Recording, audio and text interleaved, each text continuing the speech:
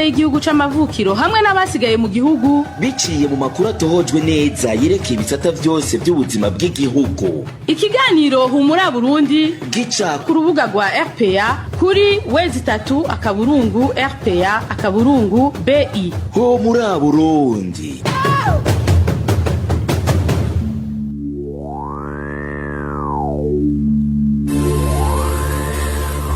Turi kwigenekerezo rya 20 Gitugutu mwaka wa 2020 kaze mukurikire amakuru mu Kirundi yaca mu kiganiro Humura Burundi.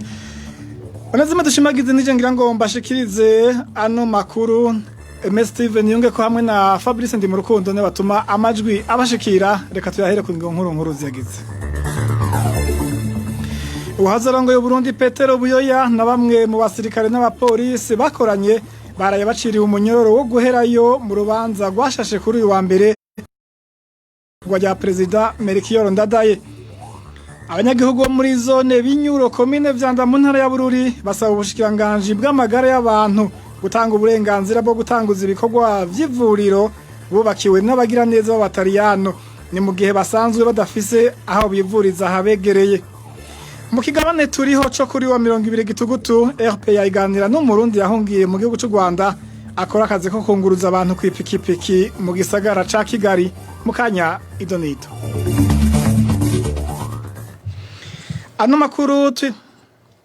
Ano makuru tuyahere kubijanye n'imigenderanire kuri uyu wa kabiri umushikiranganje w'imigenderanire y'u Burundi n'amakungu yahuye na mugenzi we w'igihugu cy'u Rwanda. Iyo nama yabereye inemba ku mupaka ivyo bihugu bibiri bisangiye ku ruhande rw'u Rwanda. Mu itangazo basohoye hamwe bavuze ko iyo nama yasabwe na leta y'u Burundi.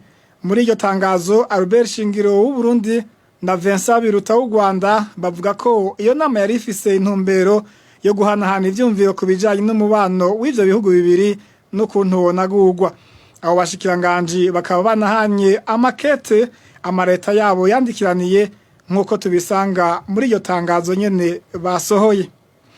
Mu gisata c'ubutungane narimpeje kubabwira Petero Buyoya yahoze arongoye Burundi yarayaciriwe umunyororo wo gufungwa ubuzima bwose n'ubutungane bw'u Burundi.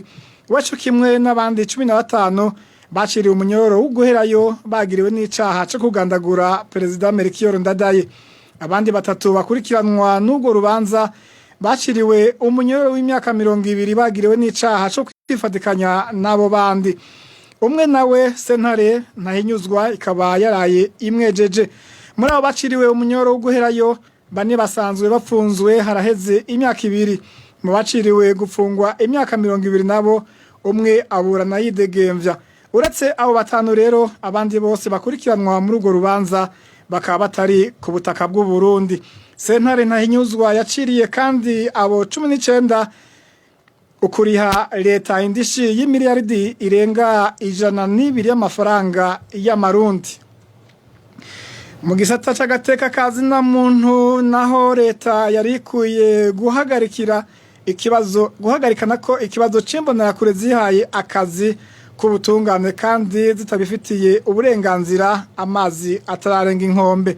Bivugwa na Pacifique inahazuye umukuru w'ishiramwe Fokode inyuma yaho umunyagihugu wo mu gacimbiri ka Gisagazuba muri komine Burambi y'intara ya Rumonge yitwa Mukamarakiza Dieudonné afatiwe n'imbonera kure zifatikanije n'abapolisi mu gihe yari yaraye yejejwe n'ubutungane bwamukurikirana ku caha cyo gukekwa ko yoba yakorana n'imigwi y'abitwaje ibigwanisho. Kurikira Pacifique inahazwe. Twarababaye twumvise aya makuru avuga ifatwa rya Dieudonné Mukamarakiza batazira amapengu wo muri komine Burambi. Murazi ko bwa mbere yari yavuzwe mu bantu bafashwe afatwa akekwa ko yoba akorana n'imigwi y'abagwanyi. Ubu yaramaze ukwezi kose mu minyororo itandukanye harimo n'impimba yo mu Rumonge. None yagize ararekurwa ku munsi wa 6 heze ageze muhira imbonera imbonerakure ziba zamuhigiye ko n'ubu zitegerezwa gusubira kumufata arivyo vyahavuye bica binakurikira mu kanya gato cyane. Ngaha icambere twovuga nuko ibyabaye bwa mbere byine byari bibabaje kubona umuntu afatwa kugwikeko gusa akagira ko akanapfungwa ukwezi kose mu karenganyo. Ivyo vyabaye ngaho i Burambi, hari ugaruka bwinshi rwahafatiwe, vyabaye no mu yandi makomine atari make y'igihugu aho imisore n'inkumi atari bake n'abandi bahoze mu gisirikare ca kera bagiye barafatwa. None yagize ngo aranarekuwe bamaze kubona ko bamurenganije, agize arataha imbonerakure ziti oya n'ubu ntutubanaho, basubira kumuremenaniriza. None urumva n'ubu yasubiriye gufatwa. Izi nguvu z'imbonerakure ziratangaje ziri mu gihugu cyose kuko nta teko na rimwe zihubasha imbonerakure zo gukora ivyo bakora, kandi ngaha twokwibutsa ko ari ukujyanisha abanyagihugu ibintu bishobora kuvyara akajagari atanumwe kogirira akamaro hamwe ibintu vyo bandanya gutyo. Nico gituma twosaba abategetsi b'u Burundi abapfungiwe ubusa bose bakarikugwa, kandi ibi vyuko imbonerakure zirenganya abantu ko zishakiye bigahagarara mu gihugu.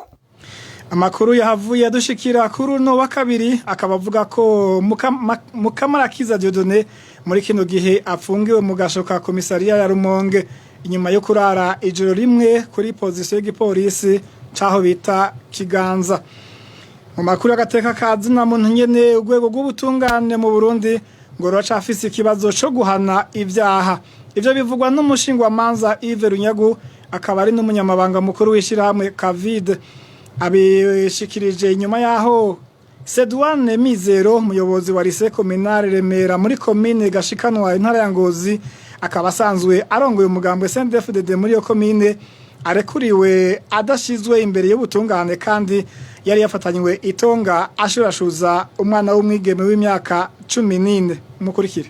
Ubwa mbere hoho kunegura inyifato y'abari bamufashe hanyuma bagaheza bakamurekura. Inyamiramabi mu vy'ukuri zishobora kuba zitavyitwayemo neza, aho rero bigaca nkumbure vyerekana kandi ko mu rwego rw'ubutungane mu gihugu c'u Burundi mu bijanye no guhasha ivyaha mu vy'ukuri hakiri ikibazo gikomeye cane. No kuvuga ko umuntu nkumbure yakoresheje igikenye, yakoresheje ico yitwaje ashobora gushika ku vyo yipfuza agakora ivyaha atakimukomanga. Aha rero twibaza ko ari inyifato mbi, ngira ngo twizere ko ababijejwe hejuru mu butungane mu nzego zikuriye abo barekuye abo bantu bazoheza bakabikurikirana kugira ngo umuntu nk'uyo koko nimba icaha nk'ico yaracubahutse akagikora kandi ko mumva ritari n'irya mbere ahanwe, kubera ko kumugumiza mu bandi bantu gutyo ari umuntu akora ibintu ivyo ejo azobisubira musange menshi bashikiriwe. Ni kibazo rero nk'ico kiba gikomeye, kandi biba bikwiye ko umuntu nk'uyu ahanwa kugira ngo bibere n'akarorero n'abandi ntibaze babikore canke ngo babisubire.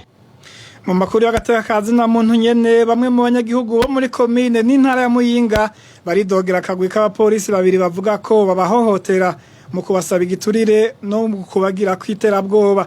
Abapolisi bitwaza gusaka umuntu wese basanze ku gituro c'amabisi afise isakoshe, bikandukiraho bamusaka bakamusaba amafaranga. Udatanze ayo mafaranga bamusaba akaba aca yinjizwa gasho. Inkuru tubaza Innocent Valentin Singirankabo. Abo bapolisi babiri bagirizwa gusaba amafaranga bidaciye mu mategeko abanyagihugu bo mu gisagara ca Muyinga. Umwe bamutazira Gwatoro ajejwe umutekano ku isoko rya Muyinga no mu micungararo yaho, uyundi nawe ni gisongerezi mu gipolisi batazira Charles afise ipete rya Adjudant Major. Uyo Charles azwi cyane mu ntara Muyinga ko yakoze amabi menshi nko kuboreza igufa abanyagihugu yitwaje akazi kiwe, ibituma abanyagihugu bo mu gisagara ca Muyinga bamutinya. Umupolisi Gwatoro amaze igihe kirenga amezi 2 yiyandagaza ku muntu wese asanze ku gituro c'amabisi afise isakoshi yo ku rugendo, amaze kumusaka akabura ico amwagiriza acaboneraho kumusaba amafaranga guhera ku 1000 kuduga. Udatanze amafaranga yamusavye ajana gufungirwa ku biro vy'igipolisi kwa Charles. Uyu munyagihugu aratanga akarorero ko umuntu yahohotewe muri ubwo buryo kuri uyu wa mbere isaha imwe y'ijoro. Hari umuntu nyine ariko aritambukira nyine yigira, aramufata amubwira ngo wewe uzana byangombwa. Umuhungu arakora mu mufuko aramubwira ati rero icyangombwa ndabifise nca nsanga afise karangamuntu karusi tangura kumukanga abantu barashika baduka baza ari benshi mubwira ngo umwana ndagufashe ngo ndakumingura ubu nyene ngo cenda gutwara kwa Charles urumva roko Charles nyene ni intwari ikomeye. Abanyagihugu bahi Muyinga bibaza ko amafaranga yose aba yatojwe na Gwatoro ajejwe umutekano ku isoko ya Muyinga yobaheza akayasangira n'ico gisongerezi mu gipolisi batazira Charles, bagasaba abatwara abo bapolisi babiri ko basubiza ku murongo bareke kubahohotera no kubambura utwabo. Uruganda rwa RPA rwashatse kumenya ico umukuru w'igipolisi ku rwego rw'intara ashikiriza kuri ivyo vyagirizwa abapolisi arongoye turamukena.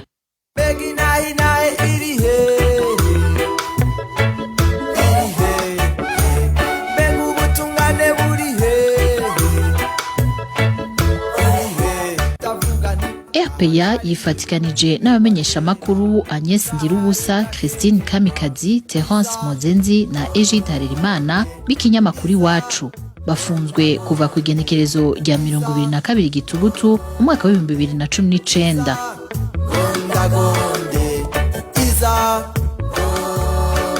Nta kindi bazira atari kurangura umwuga wabo wo kumenyesha amakuru.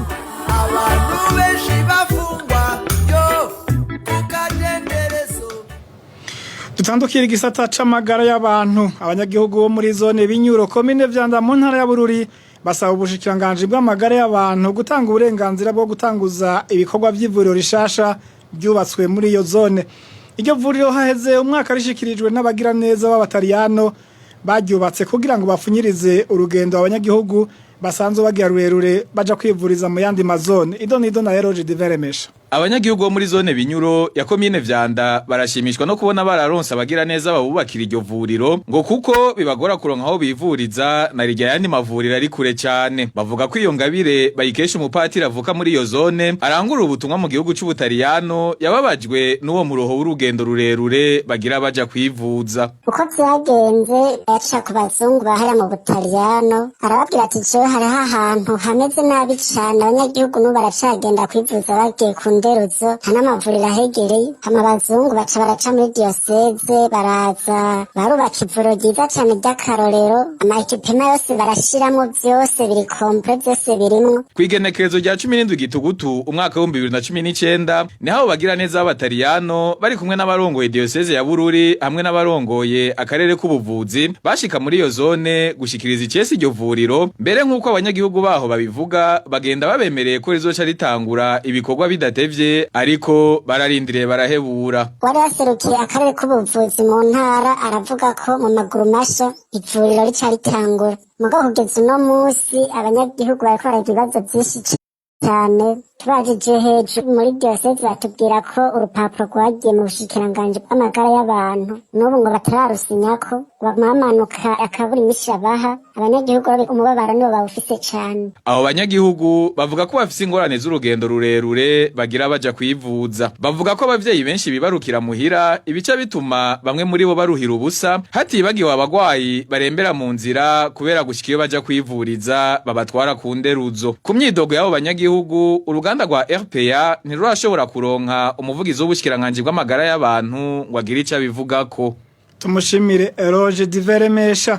Nta sango ryashigwaho rya ikibuga c'indege ca Bujumbura kizokugururirwa byavuzwe na Emmanuel Habimana arongoye ico kibuga. Kugurura ikibuga c'indege rero co kimwe n'imipaka y'igihugu ngo ni ngingo ifatwa n'umukuru w'igihugu nkuko bivugwa na Emmanuel Habimana. Bajya bababwiye itariki 21 z'uku kwezi bijya byari bihuha bafatiye ku ruhusha ubijejwe yahaye Ethiopian Airlines ico twita horaire d'hiver itangura itariki 21 z'ukwicumi igahera 21 z'ukwezi kwa gatatu. Ababitanze rero bace bakurako urupapuro rugira kabiri ruvuga ruti iyi horaire izoja mu ngiro inyuma y'iyugururwa y'ikibuga c'indege. Ababigize rero nimwe twita amarimere bimwe bacisha ku marezo sosio sivyo nta shingiro na rimwe bifise. Tororereye aho ubifitiye uburenganzira azokugururira imbibe harimo n'ikibuga c'indege. Yishura ku bibazo vya bagenzi bacu biradio y'igihugu Emmanuel Habimana yanahumurije ko ingendo zo mu ndege ziba zikingiwe muri kino gihe isi ihanzwe n'akaranda ka corona indege ngo zarashizwemwo ubuhinga butuma atakwandukizanya bubaho na cane cane biciye mu mpwemu. Nivyo ibihugu byo mu karere bikorana muri aviation civile byaruguruye ibibuga by'indege, hanyuma nkuko twari twabivuze tuguma dukurikiranira hafi ingene ibikorwa bigenda.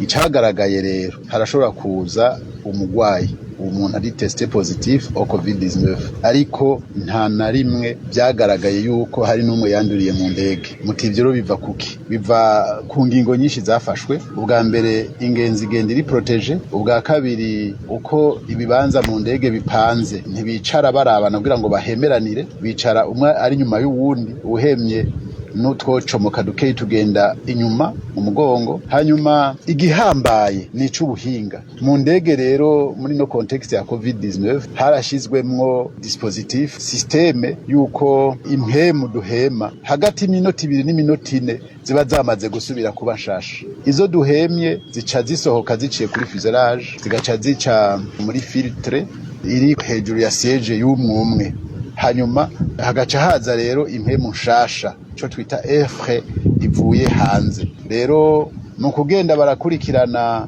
uwo basanze agwaye, abo bari bicaranye hafi. Nta gihugu na kimwe catubwiye ko ari kanimwe hari umuntu amaze kwandurira mu ndege.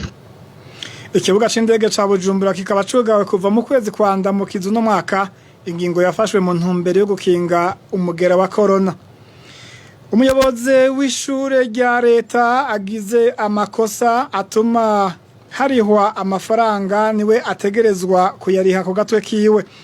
Ivyo bivugwa n'umukuru w'ishiramwe gishinze kugwanya ibiturire n'isesagwa ry'amatungo ya leta Orikome mu mfunyapfunyo. Kubwa Gabriel Ufyiri, ivyo vyoheza bikabera icigwa abayobozi bamwe b'amashirahamwe adakingira ubutunzi bw'igihugu. Twebwe turavye ikibazo kijanye n'isoko ryatanzwe, tubona yuko aya mafaranga ariko arasabwa agomba kurihwa n'umuntu yatumye iyi soko ritangwa, kandi azi neza yuko ikibanza mu vy'ukuri atari casobujeya. Arico gituma mw'ishyirahamwe Orikome tuca twisunga itegeko nimero 1 agakwego 22 ryo kuwa 25 z'ukwezi kw'indwi umwaka w'ibihumbi 2000 rikaba rikingira cane ubutunzi bw'igihugu, kuko mu minsi heze abantu bagara inzego za leta barakora ivyo bashatse. Murazi leta ko yatanga ku mwaka amamiliyaridi n'amamiliyaridi kubera amakosa yakozwe n'abakozi ba leta. Iri tegeko rero ryari rije gukuraho uko kuntu abantu baba barungiswe gutunganiriza igihugu n'abanyagihugu ko baca bafata ivy'igihumbi vy'iwabo canke bagakora amakosha leta igaciza kuriha. Iri tegeko meje kubabwira rirerekana neza yuko umuntu aserukira leta ari we wese akoze amakosa ari waca bibazwa ku giti ciwe. Mugabo cane cane ugiye kuraba guhera ku ngingo y'indwi n'ingingo y'umunani y'iryo tegeko mbere ingingo y'icenda zirerekana yuko umukozi wa leta aramutse akoze ikosa rituma leta ishobora kuriha amafaranga ku makosa yiwe yakoze, kuyo muntu wenyene leta ikimuhindukirira akaba ari wacariha ivyo bintu vyose leta yoshobora kuriha igihe hakozwe ayo makosa. Ngaha tuvuga yuko bagomba kubaza amafaranga uyu mujenerali yarayoboye ikigo Sobujeya igihe iyi soko ryatangwa, kuko amategeko aratomoye neza n'ahandi hoho ucumenga ibintu vya leta ntikibigira ikibiraba. Nukuvuga rero ko twese tugomba gukingira ibintu vya leta kuko ingingo ya 69 y'ibwizwa shingiro ibivuga. Muradutunga si umuyobozi w'ishure nk'uko ndaremeje kubivuga, n'umuyobozi w'ishiramwe rya leta Gabriel Ufyiri akaba bivuze afatiye ku isoko ryo kubaka inzu y'ububiko bwa Sobujeya ryari ryatanzwe n'uwahoze arongoye iryo shirahamwe. Ni mu gihe ishirahamwe Sokotrap ryahawe iryo soko ririko ririshuza Sobujeya amafaranga arenga miliyoni 260, rivuga ko ryari rimaze gukoresha imbere yuko ivyo bikorwa bihagarikwa. Turabandanya n'amakuru twabateguriye mu gisata c'intwari bereye. Igice kinini c'abarundi barahura n'intambamye mu bijanye n'ubushakashatsi kubera bitaborohera kuronka ibiharuro vy'ifatiro.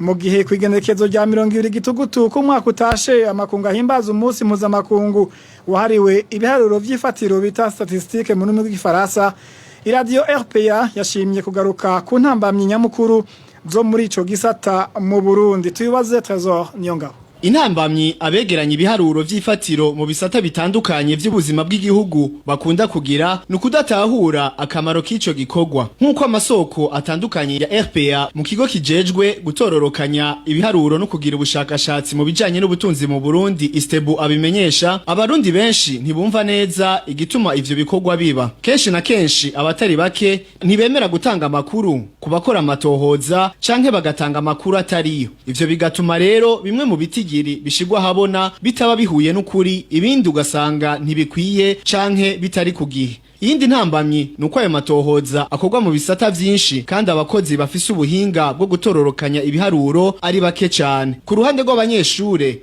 abakora ivyegeranyo vyo gusozera amashure ya kaminuza baganiriye na RPA bamenyesha ko bitaborohera na gato kuronka ibiharuro kuko mu bushikiranganje nka bwose bitabitswe hakoreshejwe ubuhinga bugezweho. Twebwe nk'abanyeshuri twiga ngaha mu Burundi turakunda guhura n'ingorane iyo tugiye mu stage, kenshi dusanga cyane cyane nk'amaministeri ya leta benshi usanga bagikoresha za mashini za kera, basanga amadoni ya kera nshaka kuyaronka n'amashusho ndetse basanga ntaboneka kubera bitari informative. Abo banyeshure bavuga kandi ko n'abakozi bo muri ubwo bushikiranganje bataborohereza iyo bagiye kubasaba ibiharuro vy'ifatiro. Ubuhinga bwa none nibaza ko bitaborohera bukoresha kuko kenshi usanga n'abakozi ba leta ari abakozi ba kera, usanga no gukoresha imashini bitoborohera babifata nko kugorana. Ninaza ko n'uburyo leta itanga kugira bagura mu mashini atabuhari. Ivyigwa vyakozwe n'ikigo Istebu vyerekana ko urugero rwa 5% rw'abarundi ari bo bonyene bakoresha ibiharuro vy'ifatiro bita statistique mu gifaransa, mu gihe ivyo biharuro ari vy'abategetsi bakoresha kugira batunganye imigambi y'igihugu. Amasoko ya RPA amenyesha ko abategetsi batari bake badakoresha ivyo biharuro, ibituma imigambi mu bijanye n'ubutunzi, amagara y'abantu, igwirirana ry'abantu, gutunganya ibisagara n'ibindi itoroha kurimburwa neza ngo bamenye n'ico yashitseko. Mu gihe amakungu yahimbaje kuri uyu wa kabiri umunsi mpuzamakungu wahariwe ibiharuro vy'ifatiro, abahinga muri ico gisata basaba leta n'amashirahamwe mpuzamakungu gushiraho uburyo no gutunganya inyigisho nkarisha bwenge kugira abarundi batahura akamaro k'ivyo biharuro.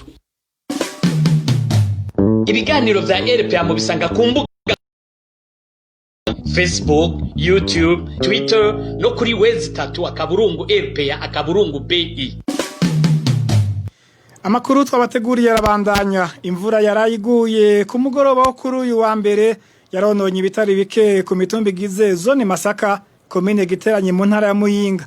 Abakoze ko niyo mvura bavuga ko badafise ayo bacira nayo bamira, bagasaba bagira neza n'abajeje intwaro kubagarukira ko. Tubibaze Hashere Kagisi. Iyo mvura yaguye kuri uyu wa mbere muri zone Masaka iri muri komine Giteranyi mu ntara ya Muyinga yatanguye kugwa kuva saa 11 n'igice z'umugoroba kugeza saa 3 z'ijoro. Abanyagihugu baba kuri iyo mitumba bavuga ko iyo mvura yari ivanze n'urubura yahitanye ibiterwa bitandukanye bari bamaze gutera, mbere bavuga ko hoba hari n'amazu yoba yarabomotse. Uyu munyagihugu arabitubwira. Nukuvuga ejo niho imvura y'umutaso yagwaye mu kuvuga bakimaze irindiranye igishika igwana umuyaga n'urubura, mitumba yononekaye cyane cyane n'umutumba wa Ngomo n'umutumba wa Cagakori, cyononekana n'umutumba wa Kijumbura, hamwe n'ibiterwa byononekara, ibiharage, ibitoke byose, umugura kugira ibintu barimye byose barimye. Nukuvuga naho bitararaba neza hagiye n'amazu hamwe yoba yarabomotse kubera imvura yaguye cyane nabi gose. Abanyagihugu bavuga ko ubu badafise icepfo na ruguru kuko imbuto yose bari bayimariye mu mirima, bakavuga ko kuronka iyindi yo gusubira gutera bitazoborohera, narirya niyo yari yabazimvye. Abantu rero bari bamaze kumarira bose utubuce twabo mu mirima, none imvura nyine tuvuga no bicitse onona nyene kuri bayikorarira bari bayishimiye, ariko twashimye cyane ko tubuce bari bamaze gutumarira mu kuzimu batukura tuzimvye n'ubukene n'iki ibintu byose birasimvye. Uruganda rwa RPA rwarondeye Ndagijimana Janvier, mustanere wa komine Giteranyi, kugira tumubaze kuri izo ngorane zashikiye abanyagihugu, ariko tukaba twamukenye. Arakenuye Hashere Kagisi. Bamwe mu badandaza bo mu isoko rya Kamenge riheruka gusha baratanguye gukebwa nuko indongozi z'umugambo SNDFDD ziriko zirivanga mu bikorwa vy'itunganywa ry'iryo soko. Batinya ko iryo soko rishobora guhabwa bamwe mu bagwiza tunga bo muri uwo mugambwe uri ku butegetsi, abahora bafise ibibanza muri iryo soko nabo bakabinyagwa. Viki Christian Interetse.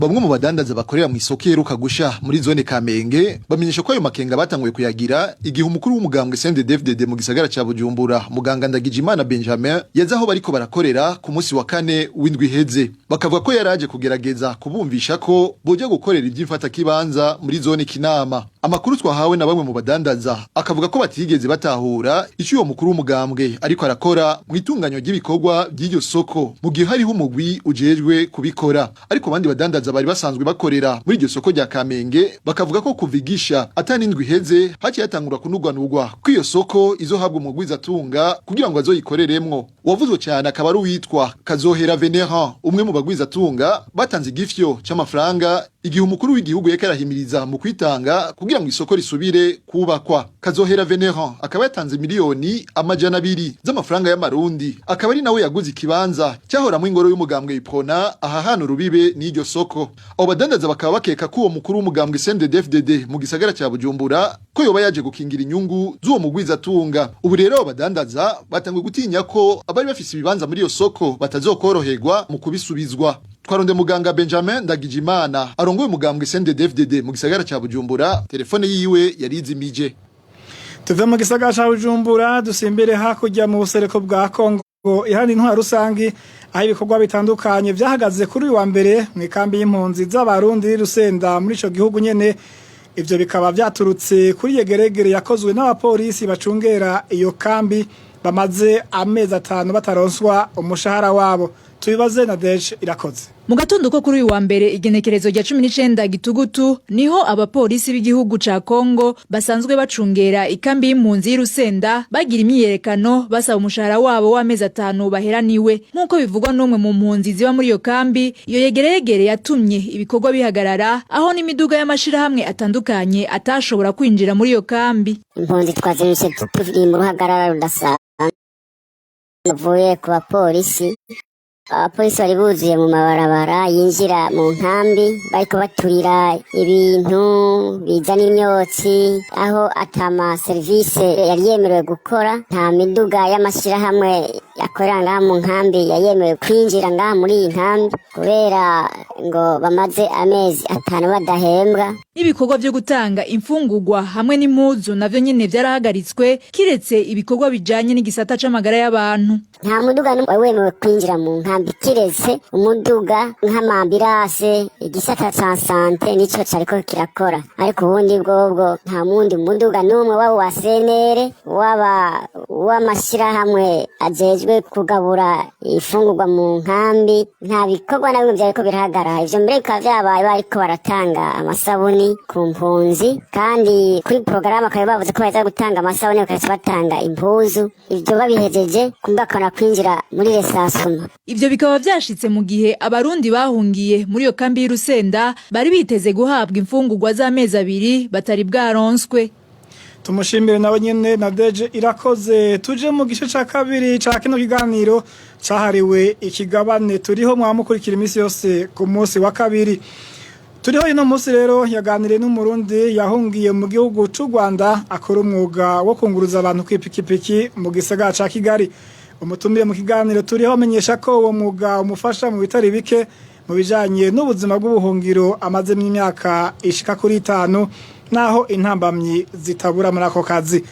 Turiho ino munsi mwayiteguriwe kamushikirizwa na Walter Kwizera. Turiho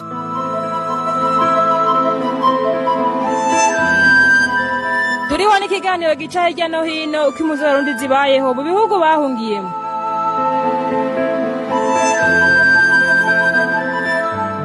Turiho abatumire batubwira gahomba igihugu cagize mu gihe kimaze kiri mu magumi. Turiho Mushikirizwa Republika Africaine n'ijwi ry'Abanyagihugu. Ndabaramukije amahoro nshuti namwe bakunzi ba RPA muduteze yombi. Uyu ni wa mwanya w'ikiganiro turiho, ikiganiro cyama kibayagira ku buzima bw'abarundi bahunze igihugu c'amavukiro. Ibikishije muri kino kiganiro Radio RPA iragaruka kukungene abarundi bahunze kuva mu mwaka wa 2015 babayeho mu bihugu bitandukanye bahungiyemwo bitewe n'indiyane zavuye ku kiringo ca gatatu c'umukuru w'igihugu cihagiwe n'umuhisi Perezida Petero Nkurunziza. Uyu munsi RPA yashimye kuyagana hari menshi Edouard, umusore w'imyaka 30 yahungiye i Kigali mu gihugu c'u Rwanda kuva mu mwaka wa 2015. Edouard akora umwuga wo kunguruza abantu akoresheje ipikipiki mu gisagara ca Kigali, igikorwa avuga ko arico yakora no mu Burundi imbere y'uko ahunga. Muri kino kiganiro umutumire wacu araza kutuyagira uko yashitse mu gihugu c'u Rwanda, uko yarabayeho imbere y'uko ahunga igihugu camwibarutse, ingene yahavuye asubira kwiyungunganya mu gihugu kimuhaye indaro akaronka ipikipiki akoresha, akunguko abona muri ico gikorwa, eka mbere na zimwe zimwe mu ntambamyi ahura nazo muri ako kazi. Kuri mikro muri kumwe na Walter Kwizera, ni musangwa ikaze.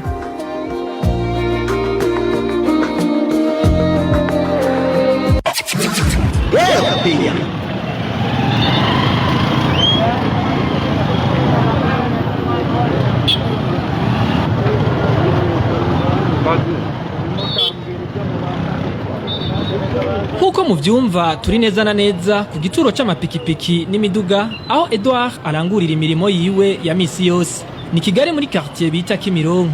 Hari uruja n'uruza kubera ubwinshi bw'amapikipiki n'imiduga biharangwa. Ariko imbere yuko tuduga kwijambo, umutumire wacu aratubwira uko yashitse mu gihugu c'u Rwanda n'ubuzima yabayemwo akihashika. Umurundi nahunze mu 2015 hirya no mu Reka tangiriye navuye mu Burundi ndi umumotari nakora akazi k'imoto.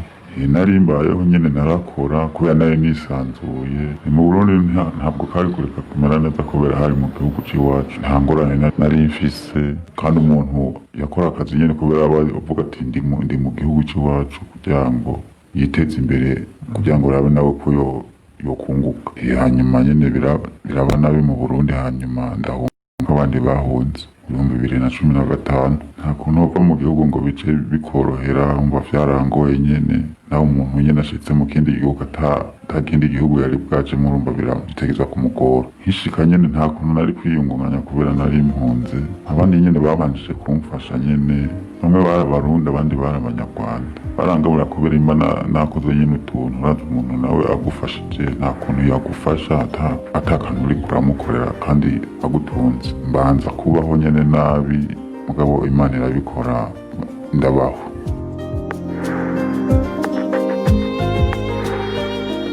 Uko guhunga kwiwe rero, Edouard avuga ko kwahungabanije ibitari bike mu buzima bwiwe, na cane cane imigambi yipfuza kurangura muri kazoza. Imwe mu migambi yiwe yari afise akaba yategekanya ko nawe azogura ipikipiki yiwe, mbere akanashinga n'umuryango. Ariko ivyo uyu munsi bikaba bitarakunda kabishikako kuko vyahavuye biburizwamwo. Urabona je naba mu gisagara narakora akazi k'ubumotari kandi nari nibeshejeho, naba mu rugo nta kibazo nari mfite. Nategekanya nanje yuko nanje nzashaka amafaranga nkaza kugura agaparaseri nanje nubake, hanyuma nanje mbeho. Ivyo vyose urabona vyarabaye nabi, nta kundi nyene nabigenda, vyaramaze gupfa. Yarapfuye nyene, none ko nategekanya kubera nakoresha imoto y'umuntu yari yanguriye, navuga ati iyi moto ntegeza kuyikoresha nanje kugira ngo ndonke iyanje, kandi nariko ndaba umusoro nategekanya ko nanje kuzubaka urugumo. Ivyo vyose vyaramaze kumfana, umuntu nategekanya vyinshi. Amaze gushika mu gihugu kimuhaye indaro, Edouard avuga ko yakiriwe n'abagenzi biwe. Ico gihe nyene ubuzima ni bwamworoheye mu misi ya mbere kuko atari bwashobore kuronka icyo akora, ariko buke buke avuga ko yagiye ariyungunganya agerageza gukora imirimo ibayabaye kugira arabe ko yoba aramaze kabiri.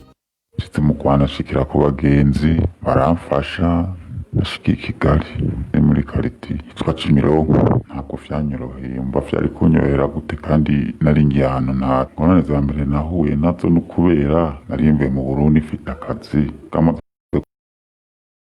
nashitse nkora. Ubuzima bwarangoye nyene, harahaze nk'imisi nk'amezi nkangahe canke umwaka ntararonka akazi nyene. Mu Imana iratinda ndabona nyene ndaronka akazi, ndabona umuntu anyizera ndamukorera akazi. Kari akazi nyene ko k'idepo y'inzoga, narapakurura nkongera nkashira inzoga abantu, haraba nyene koko kwira cyangwa kugoca nkaronka ico mbeshaho. Nagakoze umwaka niko nagakoze umwaka twari gupakurura inzoga hanyuma nkakoropa n'iyo depo nkashira inzoga abantu nyene baba zikeneye bakama nyene ayo mafaranga yarambeshaho nyene kubera nari mfise ahomba.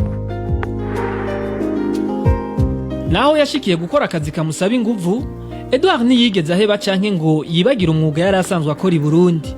Aha Edouard amenyesha ko mu guhunga kwiwe ivyangombwa vy'uwo mwuga atabisize inyuma. Mbere uwo munsi biri no mu vyamushoboje gusubira kurangura uwo mwuga mu gihugu yahungiyemo.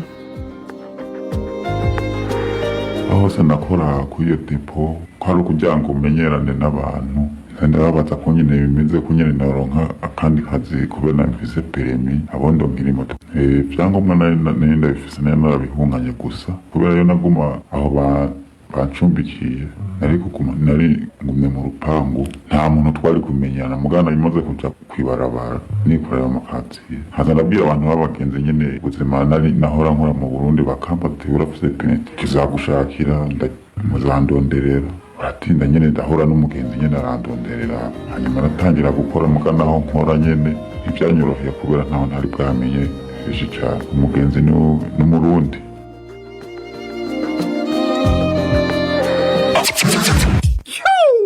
Uri radio shahu uri radio.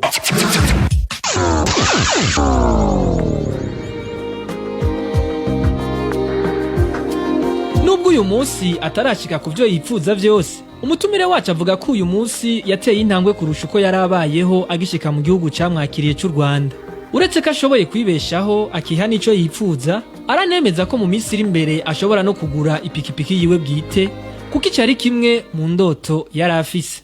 Karusho naho navuga ngo ntikaraboneka kazoboneka sico kimwe no gukorera ayo makazi sico ndigenga ubu uwo muntu yampaye moto ndigenga ndicane navuga ati ndagenda gukorera isaha nshakiye mugabo nkikora ku iyo depo nakorera ku isaha sinovuga kubera sindagakora imyaka myinshi ngo ndebe ngo bimaze kunshoboza sindagakora imyaka myinshi ngo ndebe ndishuri ndariha inzu nkiyambika kora rero ushobora guhura no mu Burundi wiwanyu yaba yarahunze ukabona amerewe nabi atakazi araronka nawe ukavuga ati reka nawe nkufasha biciye mwako kazi umuntu aba ariko arakora mba ndiko nkora ningami nanje haje umuntu aza gukora akazi kugira ngo nawe arabe ko yotera imbere ave kwico kintu yatangiriye akagende ku kindi nico nanifuza ntabwo nareka kuvyiyumvira kubera naho umuntu atari mu gihugu ciwe yagiyeyo yarafite umugambi akabona akazi aho yakorane kazoye gukora wa mugambi n'ubundi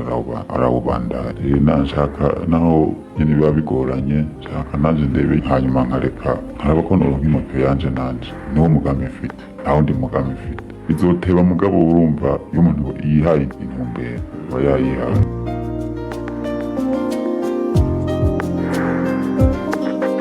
Mu Kirundi barayamaze ngo karahara mu ruganda ntibacura.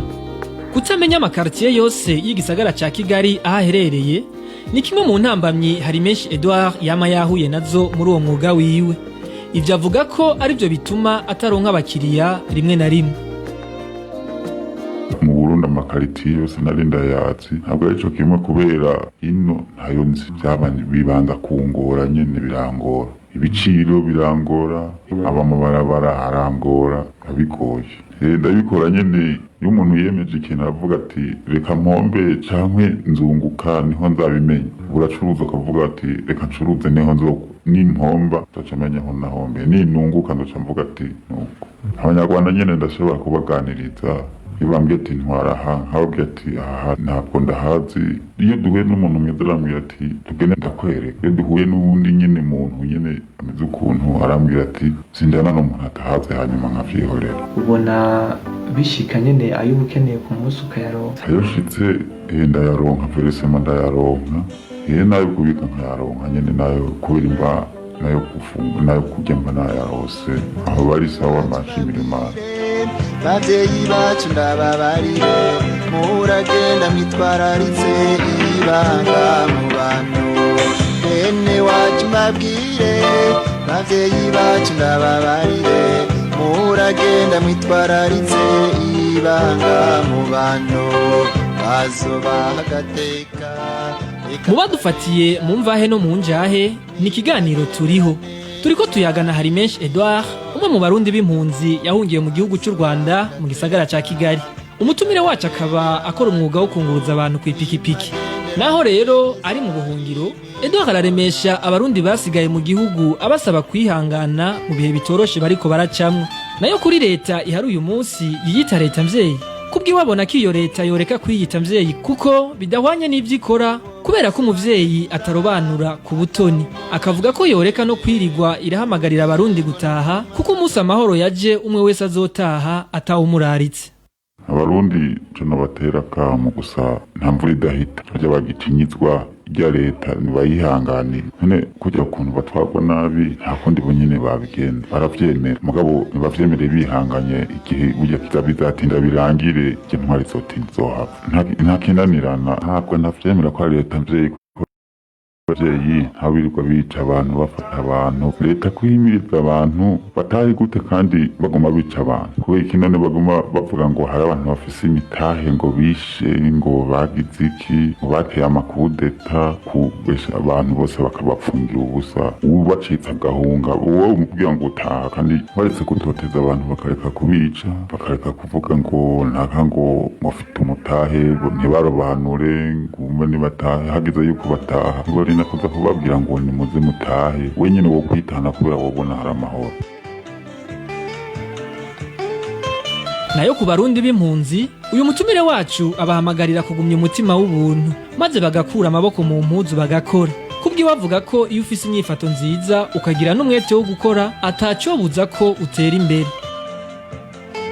Mu buhungiro ukuguruka mu mutwe mu buhungiro iyo utiba barakwizera ko ugiye kwiba ntawe kwizera iyo wivye bumva ubupfuye kandi ni hose turetse no mu buhungiro gusa cyo bahanura rero ntibabone ngo barashonje ushonje ntuje kwiba egera umuntu tije mfite amaboko nyereka akazi ndagukorera hanyuma ungaburire bwa buzima burabandanya kugira ngo banyizere jewe kubera ko kazi uwo muntu yampaye iyo depo nkakora yarabona ko ntari umusuma n'abagenzi nyine n'abantu twakorana kwayo mabutiki barabona ko ntari umusuma bakansigira n'ibintu nkacuruza hanyuma nkamuhamagara amafaranga ya hamidepo akavuga ati nzakurondera akazi abagenzi nyine bati uje mu ngafise umutima mwiza tuzomurondera akazi abagenzi nyine baratinda barandondera nyine moto ndakora n'ifato n'imigenzo nuko nyine witwara biratuma uronka n'akazi nabo bantu ndabahamagarira kwifata runtu ntibifate nabi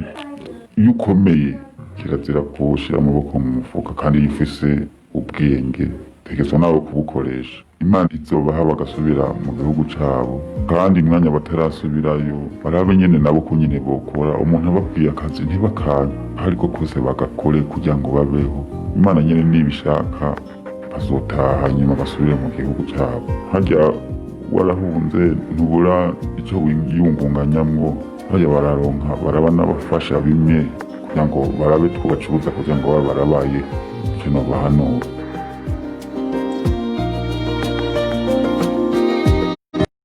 Akaba ari no kuri izo mpanuro zishikirijwe na Harimenshi Edouard dusozerereye ko ikiganiro turiho cyo kuri wa kabiri igenekerezo rya 20 Gitugutu umwaka wa 2020 mwumvise ko twariko tuyaga kukungene Edouard abayeho mu gihugu kimuhaye indaro abicishije mu mwuga wiwe ukunguruza abantu akoresheje ipikipiki.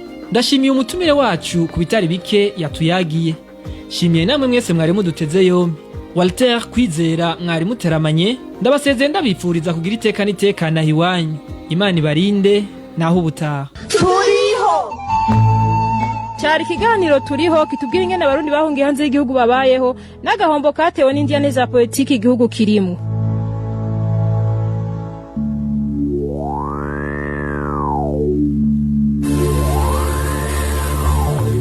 Tumushimire Walter Kwizera kuganiro turiho tubashimire namwe mwese mwakurikiye ano makuru shimire kandi bagenzanje baturokanije tukaba bashikiriza shimire kandi Fabrice ndi mu rukundo hamwe na MS Steven Yunge ko batumye mudukurikira tankomanzi Onésime dushimagize nabashikije ano makuru nkabandi basezeye ndayipfuriza kuroraniko.